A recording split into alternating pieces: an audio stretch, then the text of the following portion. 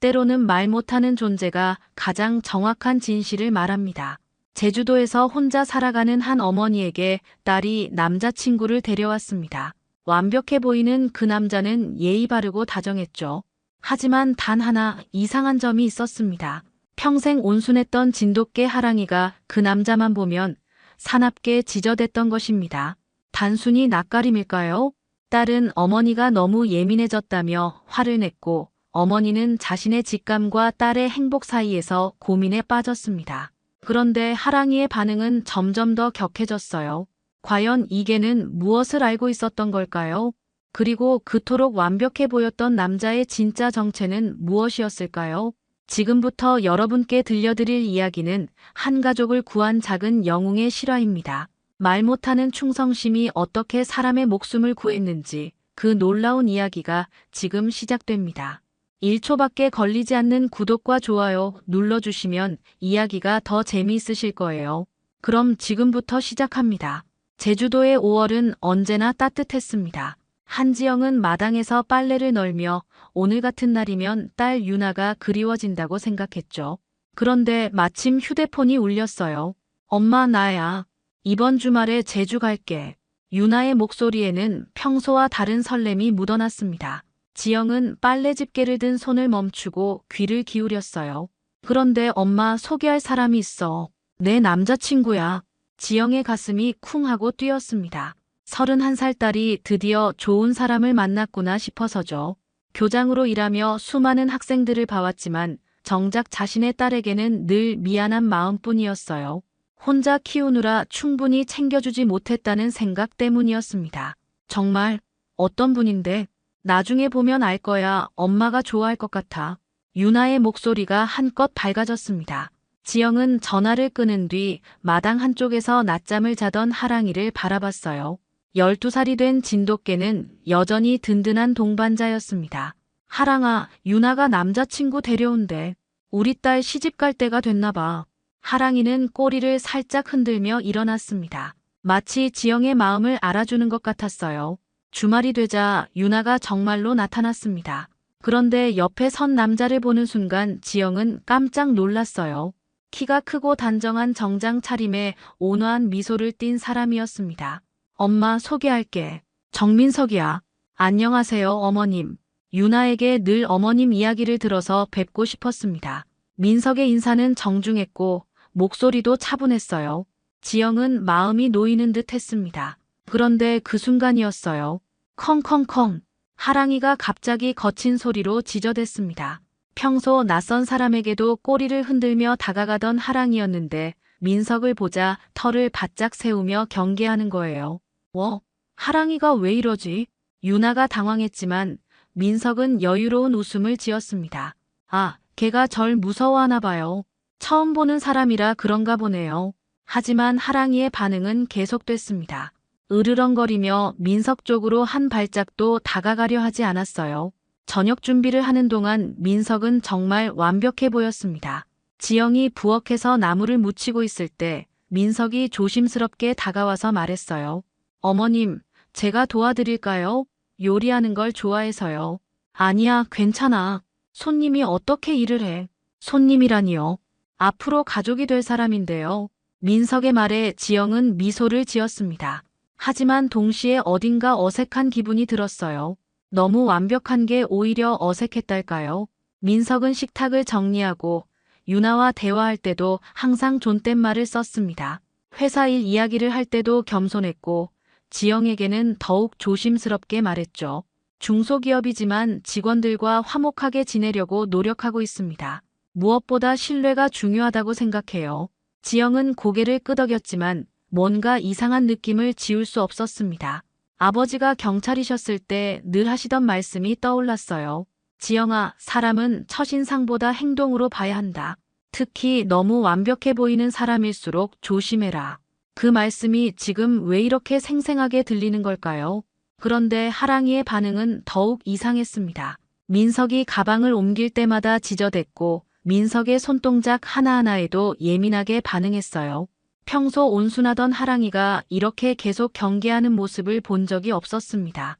심지어 우편 배달부나 택배기사에게도 꼬리를 흔들던 아이였는데 말이죠. 하랑이 왜 이러는 거야? 평소에 이런 애가 아닌데. 유나가 하랑이를 달래려 했지만 소용없었어요. 하랑이는 민석이 있는 쪽을 계속 노려보며 낮게 으르렁거렸습니다. 털까지 바짝 세운 채 경계 태세를 늦추지 않았어요. 엄마, 하랑이 때문에 민석이 불편해할 것 같아. 좀 방에 가둬놓을까? 아니야, 하랑이는 원래 이런 애가 아니거든. 지영의 말에 유나의 표정이 살짝 굳어졌습니다. 엄마, 설마 민석이 이상하다고 생각하는 건 아니지. 하랑이가 짖는다고. 그런 게 아니라 엄마가 요즘 너무 예민해진 것 같아. 혼자 살다 보니까 의심이 많아지신 거 아냐? 유나의 말이 날카로웠습니다. 지영은 마음이 아팠어요. 딸이 좋아하는 사람을 의심하고 싶지 않았지만 이상한 느낌은 계속됐습니다. 교장으로 일하며 수많은 사람들을 봐왔던 직감이 뭔가 잘못되었다고 속삭이고 있었어요. 민석은 이런 상황에서도 차분했습니다. 괜찮습니다, 유나 씨. 어머님이 조심스러우신 게 당연하죠. 저도 딸이 있다면 그럴 것 같아요. 하지만 지영은 민석이 하랑이를 바라보는 눈빛에서 뭔가 다른 감정을 느꼈습니다. 미묘한 짜증 같은 게 스쳐 지나간 것 같았어요. 그리고 민석이 가방을 만질 때마다 하랑이가 더욱 격하게 반응하는 것도 신경 쓰였습니다. 다음 날 아침, 지영은 일찍 일어나 커피를 내리고 있었습니다. 민석과 유나는 아직 잠들어 있었고 하랑이만 지영 곁에 조용히 앉아 있었어요. 하랑아, 너 어제 왜 그랬어? 정말 이상한 일이야. 하랑이는 지영을 올려다보며 작은 소리로 낑낑거렸습니다. 마치 뭔가 말하고 싶어 하는 것 같았어요. 아침을 준비하던 중 지영은 화장실에서 나오다가 거실을 지나치게 됐습니다. 그때 이상한 광경을 목격했어요. 민석이 소파 뒤로 가방을 급히 옮기고 있었습니다. 하랑이가 다가오는 걸 보고 황급히 숨기는 모습이었죠. 뭐 하세요? 지영의 목소리에 민석이 깜짝 놀라며 돌아봤습니다. 아, 어머님. 가방이 거추장스러워서 정리하고 있었어요. 거기 두면 안 되나요? 아니에요. 하랑이가 자꾸 냄새를 맡으려고 해서요. 그 순간 하랑이가 소파 쪽으로 달려갔습니다. 그리고 가방을 향해 맹렬하게 짖기 시작했어요. 평소보다 훨씬 격한 반응이었습니다. 하랑아, 안 돼. 유나가 급히 말렸지만 이미 늦었어요. 하랑이가 가방 끈을 물어당기는 바람에 가방이 바닥에 떨어졌습니다. 그리고 그 안에서 작은 약통들이 우르르 쏟아져 나왔어요. 지영의 눈이 커졌습니다. 약통이 5개나 되었고 모두 처방전 라벨이 붙어 있었어요. 그런데 이름들이 모두 달랐습니다. 이게 뭐예요? 민석이 급히 약통들을 주워 담으며 대답했습니다. 비타민입니다, 어머님. 여러 종류를 복용하고 있어서요. 근데 이름이 왜 다 달라요? 아, 이건 회사 직원들 것도 같이 챙겨주고 있어서요. 단체로 주문하면 저렴하거든요. 민석의 설명은 그럴듯했지만 지영은 뭔가 석연치 않다고 느꼈습니다. 하랑이는 여전히 가방 주변에서 으르렁거리며 경계하고 있었어요. 심지어 약통 포장지 냄새만 맡고도 몸을 떨며 뒷걸음질 쳤습니다. 하랑이가 왜 이렇게 민감하게 반응하는 거지? 지영이 중얼거리자 유나가 짜증스럽게 말했어요. 엄마, 하랑이가 예민해진 것 같아. 나이 들어서 그런가 봐.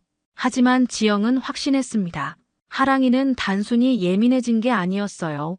뭔가 위험한 걸 감지하고 있는 것 같았습니다.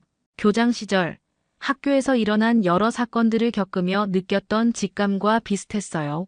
그날 저녁 지영은 오래전에 딸 안전을 위해 사놨던 작은 인형 모양 카메라를 찾아냈습니다. 혹시나 해서 보관해둔 것이었는데 이제 정말 필요할 것 같았어요. 하랑아, 너 말이 맞는 것 같아. 엄마가 뭔가 확인해 봐야겠어. 하랑이는 지영의 무릎에 턱을 올리며 조용히 숨을 내쉬었습니다. 마치 지영의 결심을 지지하는 것 같았어요. 이튿날 오전, 지영은 유나와 민석이 해안가로 산책을 나간 사이 서둘러 인형 카메라를 설치했습니다. 거실 한쪽 선반에 자연스럽게 놓아두었어요. 하랑이는 지영의 모든 움직임을 지켜보며 꼬리를 살랑살랑 흔들었습니다.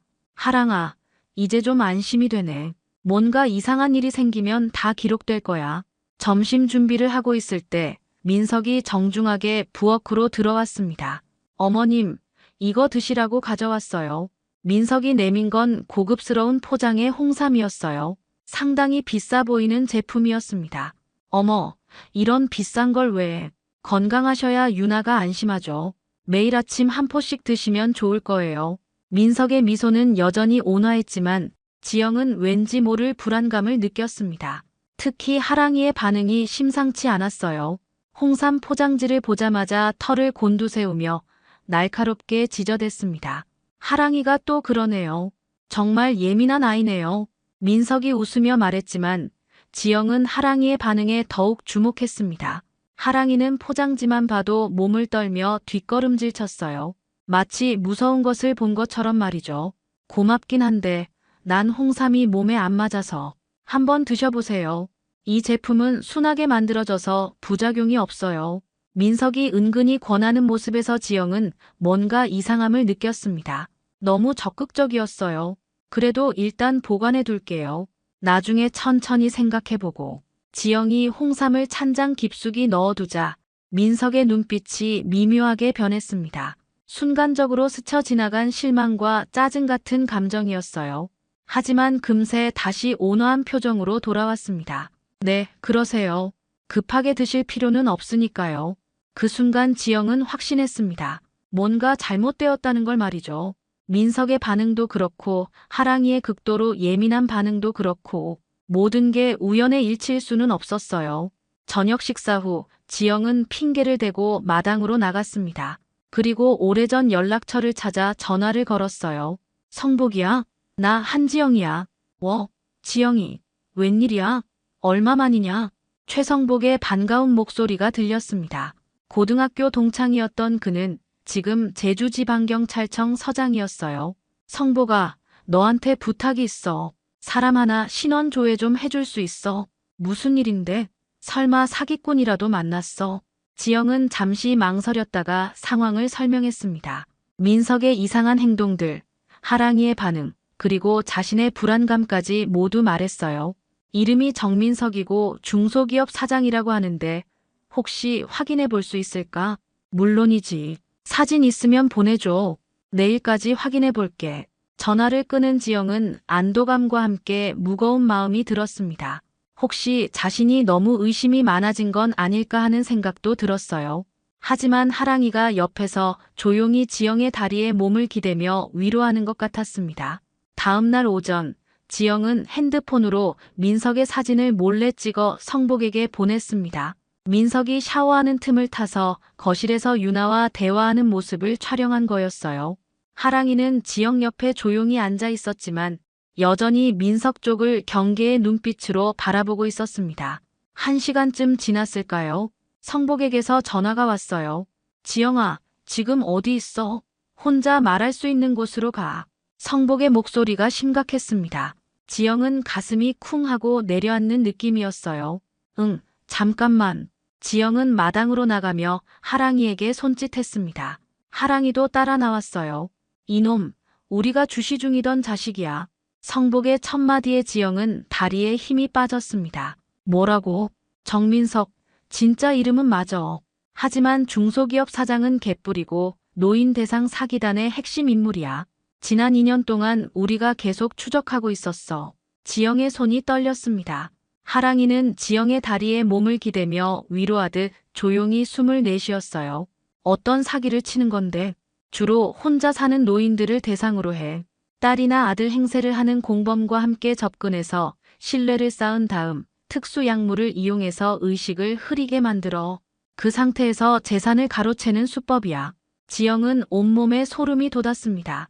그제서야 민석이 홍삼을 그렇게 권했던 이유를 알 것 같았어요. 특수 약물이라니. 의식을 잃게 하는 건 아니고 판단력을 흐리게 만드는 거야. 마치 술에 취한 것처럼 정신이 몽롱해지면서 저항할 수 없게 되는 거지. 그 상태에서 통장이나 인감을 넘기게 만들어. 지영은 어제 하랑이가 홍삼 포장지만 보고도 그렇게 격하게 반응했던 이유를 깨달았습니다. 개들의 후각은 사람보다 수만 배 예민하니까 아마 그 안에 섞인 이상한 냄새를 맡았을 거예요. 피해자가 몇 명이나 되는데 확인된 것만 해도 10명이 넘어. 모두 혼자 사는 노인들이었어. 평균 피해액이 1,000만 원 이상이야. 지영은 등골이 서늘해졌습니다. 자신도 그 피해자 중 한 명이 될 뻔했다는 생각에 말이죠. 지영아, 지금 당장 그놈을 멀리해야 해. 위험해. 근데 유나가 믿지 않을 것 같아. 오히려 내가 이상하다고 생각하고 있어. 증거가 필요하겠네. 우선 몰래 카메라라도 설치해둬. 그놈이 뭔가 이상한 행동을 하면 기록해둬야 해. 지영은 이미 카메라를 설치해뒀다고 말했습니다. 성복은 안도의 한숨을 내쉬었어요. 잘했어. 그리고 절대로 그놈이 주는 음식이나 음료는 입에 대지 마. 언제든 연락해. 바로 달려갈게. 그때 유나가 마당으로 나왔습니다. 엄마, 누구랑 통화해? 지영은 재빨리 전화를 끊고 돌아봤어요. 아, 그냥 친구랑. 설마 민석 일로 또 누구한테 물어본 건 아니지? 유나의 표정이 굳어졌습니다. 유나야, 엄마가 뭔가 이상하다고 느끼는 이유가 있어. 엄마가 이상한 소리 하고 있어. 민석은 좋은 사람이야. 하랑이가 짖는다고 나쁜 사람인 거야? 유나가 화를 내며 집 안으로 들어갔습니다. 지영은 막막했어요. 어떻게 해야 딸을 설득할 수 있을까요? 하랑이만이 지영의 마음을 알아주는 것 같았습니다. 그날 저녁 분위기는 더욱 어색해졌습니다. 유나는 지영과 눈도 마주치지 않았고 민석은 평소보다 조용했어요. 지영은 성복의 말이 계속 머릿속을 맴돌았습니다. 저녁 식사 후 유나가 먼저 방으로 들어갔어요. 지영과 민석만 거실에 남게 됐습니다. 하랑이는 여전히 민석을 경계하며 지영 옆에 바짝 붙어 있었어요. 어머님, 민석이 갑자기 말을 꺼냈습니다. 목소리가 평소와 달랐어요. 네, 유나가 많이 속상해하네요. 어머님이 저를 의심하신다고. 지영은 가슴이 답답했습니다. 어떻게 대답해야 할지 몰랐어요. 그런 게 아니에요. 단지 뭐죠? 민석의 눈빛이 변했습니다. 온화했던 표정이 서서히 굳어지고 있었어요. 어머님, 그만 좀 하시죠. 순간 지영은 소름이 돋았습니다. 민석의 목소리와 표정이 완전히 다른 사람 같았어요. 뭘 그만하라는 거예요? 의심하는 거 말이에요. 저도 참을 만큼 참았습니다. 민석이 일어서더니 지영에게 다가왔어요. 하랑이가 즉시 털을 곤두세우며 낮게 으르렁거렸습니다. 잠깐, 당신 누구예요? 지영이 뒷걸음질 쳤지만 민석은 계속 다가왔어요. 이제 와서 모르는 척 하시지 마세요. 어차피 다 끝날 일인데. 민석이 테이블 위에 물컵을 집어들었습니다. 그리고 주머니에서 작은 약봉지를 꺼내 물에 탔어요. 이걸 드시면 됩니다. 아프지 않을 거예요. 뭐예요, 그게? 지영이 소리쳤지만 민석은 웃기만 했어요. 처음 봤던 온화한 미소가 아니라 섬뜩한 웃음이었습니다. 걱정 마세요. 죽지는 않아요. 그냥 정신이 좀 몽롱해질 뿐이죠. 그러면 어머님도 기꺼이 도와주실 거예요. 민석이 지영의 팔을 잡고 물컵을 입에 가져다 대려 했습니다. 그 순간이었어요. 컹! 하랑이가 소파 위로 뛰어올라 민석에게 달려들었습니다. 순식간의 일이었어요. 하랑이는 있는 힘을 다해 민석의 팔을 물었습니다. 아! 민석이 비명을 지르며 물컵을 떨어뜨렸어요. 물이 바닥에 쏟아지면서 이상한 냄새가 났습니다. 이게 자식! 민석이 하랑이를 발로 차려 했지만 하랑이는 놓지 않았어요. 오히려 더 세게 물고 늘어졌습니다. 격투가 벌어졌어요. 민석이 하랑이를 떼어내려고 몸부림쳤지만 하랑이는 필사적으로 저항했습니다. 그러다가 민석이 힘껏 하랑이를 밀어냈어요. 캥! 하랑이가 바닥에 떨어지며 아픈 소리를 냈습니다. 뒷다리에서 피가 흘렀어요. 하랑아! 지영이 달려가려 했지만 하랑이는 상처를 입었음에도 다시 일어났어요. 그리고 민석의 가방을 향해 달려가 세게 물어뜯기 시작했습니다. 안 돼! 민석이 막으려 했지만 이미 늦었어요. 가방이 찢어지면서 안에 있던 물건들이 바닥에 쏟아져 나왔습니다. 여러 장의 사진들, 신분증들, 그리고 처방전들이 흩어졌어요. 지영은 그 순간 모든 걸 깨달았습니다. 바닥에 쏟아진 물건들을 보는 순간 지영은 숨이 막혔습니다. 여러 장의 노인 사진들이 있었어요. 모두 혼자 사는 어르신들로 보였습니다. 그리고 서로 다른 이름으로 된 신분증들이 대여섯 개나 되었어요. 이게 뭐예요?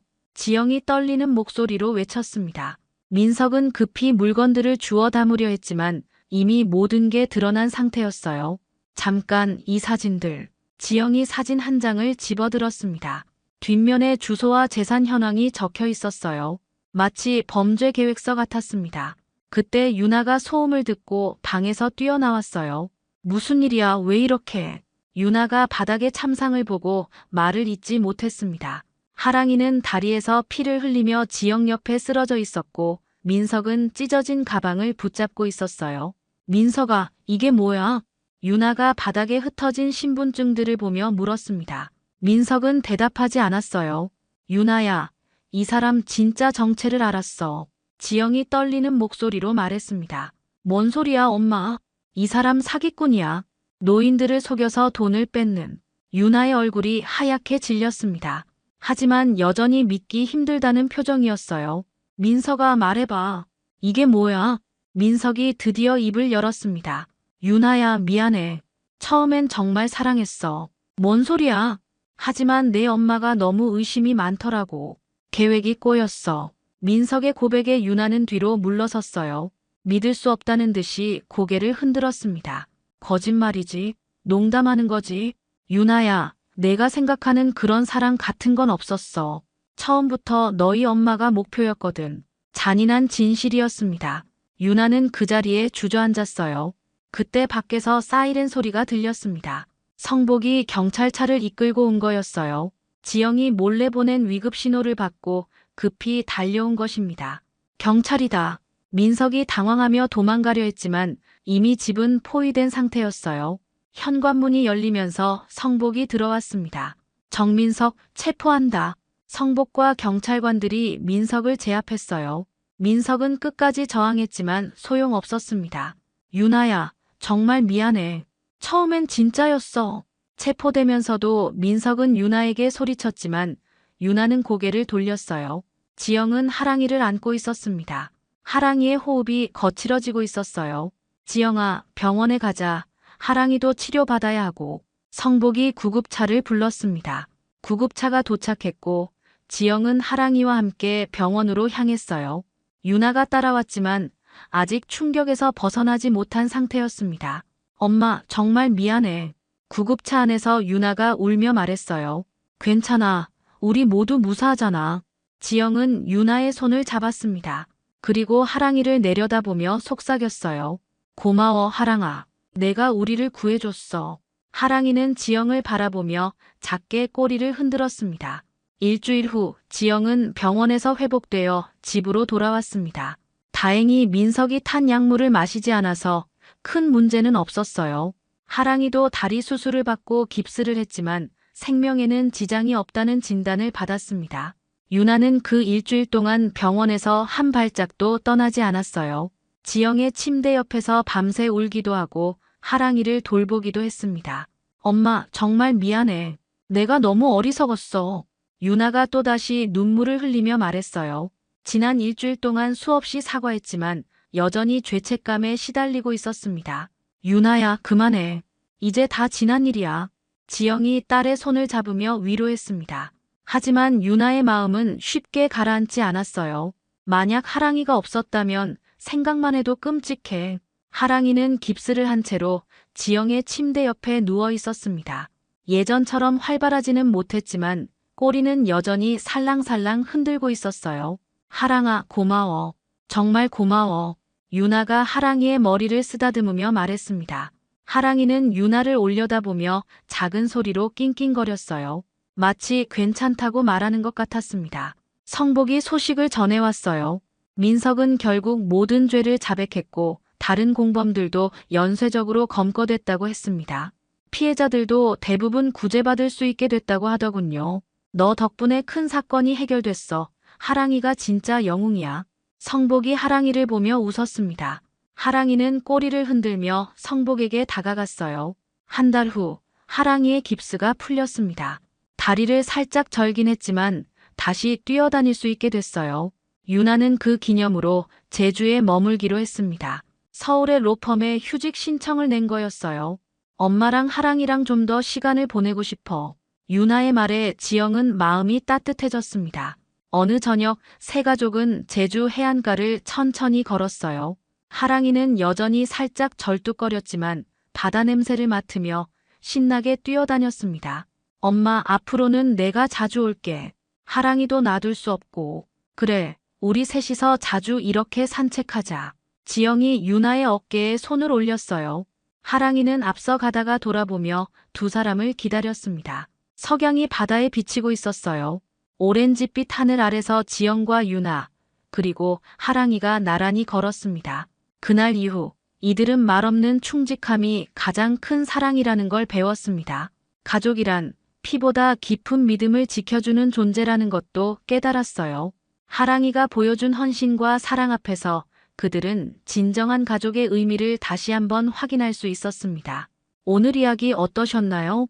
구독과 좋아요는 이미 하셨을 테니 시청자님의 의견을 댓글로 달아주세요. 항상 건강하시고 행복하세요.